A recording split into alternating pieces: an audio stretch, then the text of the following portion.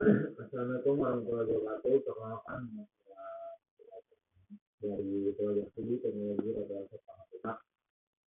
Eh, Bisnis ketiga kelas C, 3C dengan anggaran 2478090.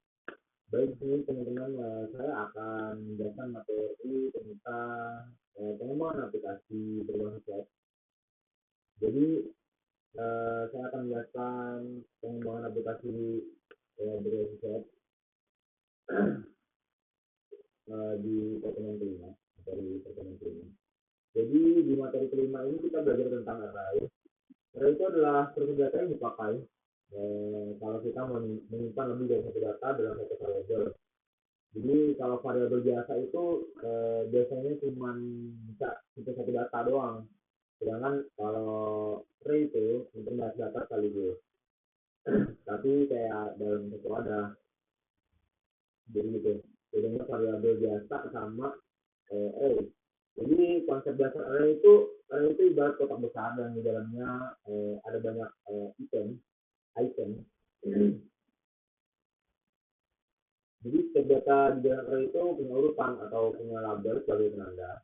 Makanya array dipakai banget buat data seperti data nama, nilai mahasiswa, data barang, data user.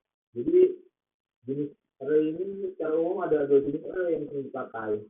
Ada array indexed menggunakan urutan angka, urutan otomatis dimulai dari nol. Cocok buat data yang sifatnya urutan, contohnya kayak daftar barang, daftar ini, daftar peserta. Itu ada array asosiatif. Jadi di array asosiatif ini menggunakan kata atau label sebagai penanda setiap data punya pasangan atau key dan value berbeda. Jadi cocok buat data yang punya keterangan jelas. Contohnya kayak data mahasiswa, nama, NPM jurusan, atau data akun, misalnya ini, atau role, atau user, role itu kayak user attachment gitu. Jadi cara data array ini untuk ngambil data dari array kita harus tahu penanda ini.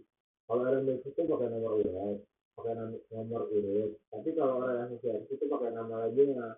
Kalau datanya banyak biasanya dia secara ulang, bukan sesuatu. Jadi hubungkan array dengan perulangan. Jadi array ini hampir selalu dipakai barengan dengan perulangan gitu. Kayak if gitu. Dengan loop biasanya kita menyebutnya dengan loop. Jadi perulangan ya. Bahasa biasanya. Jadi karena data di array bisa banyak, perulangan bikin kita bisa baca semua data tanpa berulang. Tambah perulangan, perulangan lebih rapi dan efisien. Jadi manfaat menggunakan array itu bikin kode lebih ringkas, data lebih terstruktur, gampang dikembangkan, sering dipakai di form, database, dan aplikasi nyata. Jadi intinya array itu dipakai untuk menyimpan banyak data, ada array yang basis dan array associated. Cara hasilnya dengan menggunakan array yang bisa digabung dengan keulangan. Dan mungkin itu aja yang bisa saya terangkan di pertemuan ke 5 ini di mata kuliah pengembangan aplikasi pengembangan aplikasi juga gitu. Assalamualaikum warahmatullahi wabarakatuh.